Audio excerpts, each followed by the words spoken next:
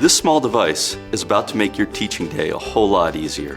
When you wear a Lightspeed microphone, every child hears every word of yours clearly. And we know that children who listen better learn more.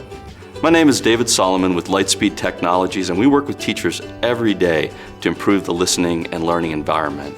In fact, listening is the primary channel for learning for young children, yet their auditory faculties are not fully developed till around the age of 15. The challenge in your schools today is that between kindergarten and third grade, about a third of your kids have some form of mild hearing loss.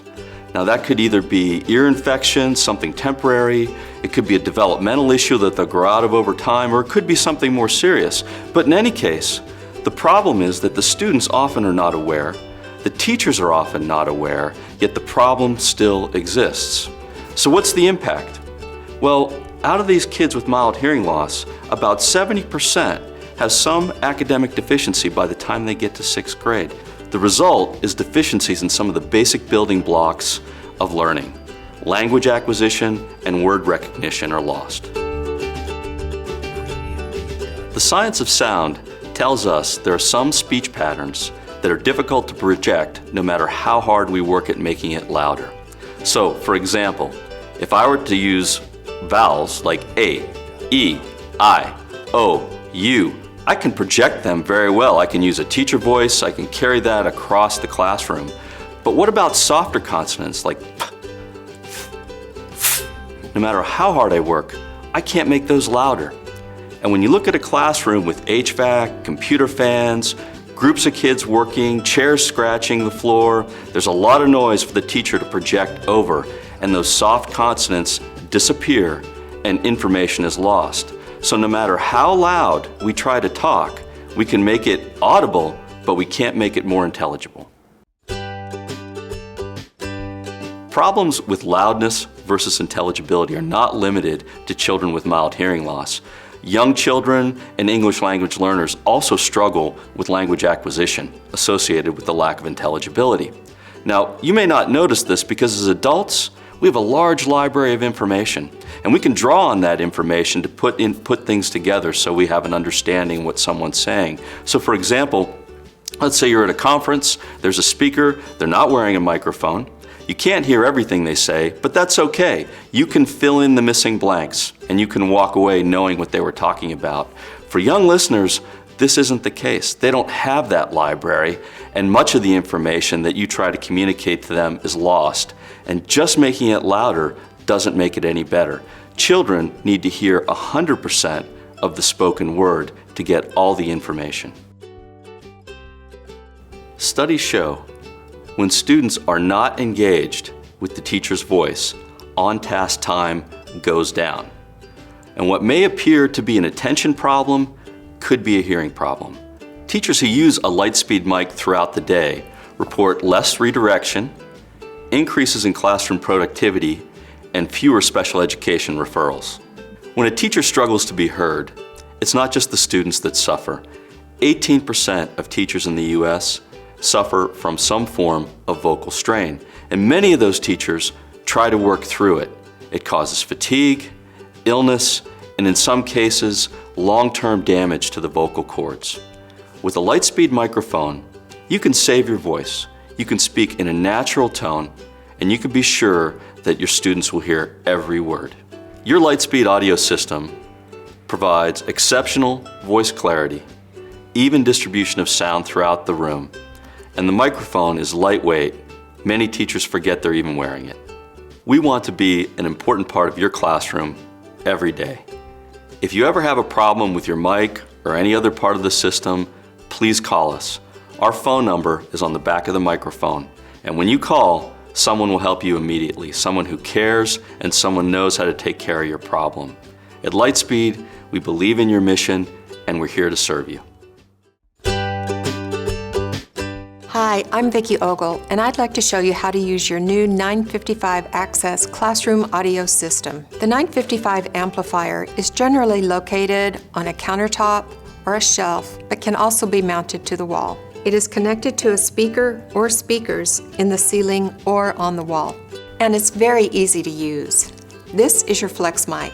You have one button to turn it on and turn it off, and the same button also mutes it. It hangs comfortably around your neck with the magnetic lanyard, and you have adjusters on either side so you can adjust it to the proper length. It needs to be sitting just below the collarbone. That puts it in the proper position so that there's clear audio throughout the classroom.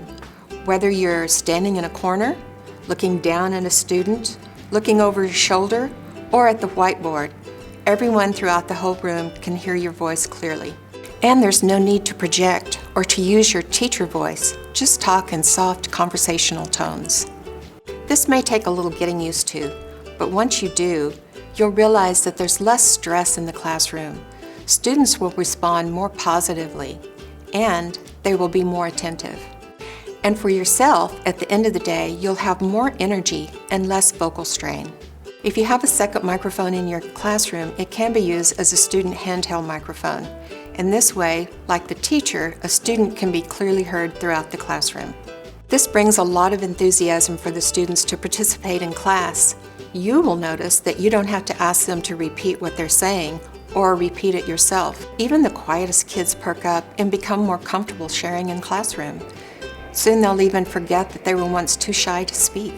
Depending on how your system is configured, the student microphone will either be a second flex mic or a handheld microphone we call share mic. If you're using a second flex mic as a pass-around microphone, you want to hold it at the collarbone level rather than right at the mouth. This is more sanitary. Plus, it also ensures that the microphone is not overly loud. Using a share mic is very similar. Students can hold it a little closer to the mouth, but keeping it a few inches away keeps it more sanitary. The 955 is the control and connection hub for your classroom audio system. You can set the microphone volume levels by turning the microphone volume knob up or down. Once a nominal level is reached, generally about 12 o'clock, the flex mic can be used to fine-tune as needed. There is also an audio input volume to control the level of all your connected media sources. We recommend you preset that audio input volume to a nominal level approximately 12 o'clock. Then use the volume up or down on your computer or other source for regular adjustments. If you need to connect additional media devices to play through the audio system, use a standard audio cable to connect an audio device to one of the audio input ports on the 955. The other end should connect to the audio output or headphone jack on your device. You can also adjust the system's bass and treble to your preference. If you have a hearing impaired student with an assistive listening device, then the transmitter can be connected to the 955 in order to retransmit all audio directly to the student's receiver. Finally, you can power down your audio system by pressing and holding the power button until the power light turns off. To wake it back up, simply tap the power button again. The first time you use your flex mic, it should be on the charger ready for use.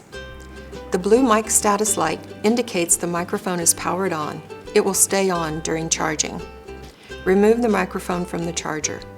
You'll see that the charging light turns off and the blue mic status light turns red. This indicates the microphone is on but muted. The flex mic automatically mutes when you remove it so it stays quiet while you put it on. When you have the flex mic around your neck and positioned properly, go ahead and tap the power mute button. You'll notice the mic status light will turn blue, indicating the audio is live. At this point, you should hear your voice coming through the classroom speaker. Now we need to set the volume on the flex mic. A common mistake is to set the volume too high, but this can result in students becoming fatigued when hearing loud volumes throughout the day. It can also result in feedback if you get too close to the speaker. Optimum volume is where you can just barely hear your voice through the classroom speaker. It's helpful to have another person to test the volume, but generally, out of the box, the volume is set at an appropriate level. If you need to make an adjustment, you can use the up and down buttons on the flex mic. If the volume is still too high or low, you can make further adjustments at the system or the media connector. Once the volume is set, teachers usually don't need to adjust it throughout the day. Just begin teaching as you normally would. If you want to have a private conversation or stop the flex mic for any reason, just tap the power button and the mic status light will turn red and your microphone is muted. There's no need to power your flex mic down during the day because the batteries will last about 8 hours. But if you do want or need to power it down, just press and hold the power button for about 2 seconds. You will see the blue mic status light go off. Then when you want to power it on again, press and hold the power button. The mic status light will blink blue. This indicates that it is linking to the system. Once it is a solid blue light, that means that it is linked and ready to use. It's important to note that a flex mic is uniquely paired to a sound system. For example, you can't take it next door and broadcast through another classroom system. At the end of the day, you'll need to return your flex mic to the cradle charger for charging, or plug it into the USB charging cable. A battery will last about 8 hours, but it will need to be charged each night. It takes about 8 to 10 hours to fully charge the battery. Place your flex mic in the charger facing forward. If you're plugging it into the USB charger, make sure the orientation is correct. You'll see that the charging indicator light is now red. In the morning when you return, the charging light will now be green, indicating that the battery has received a full charge. If during operation the charging light begins blinking red, that indicates that the battery is getting low. You'll have about 20 to 30 minutes of additional operation before it's fully depleted. If your system includes a share mic, it will be charged by connecting to a USB charging cable.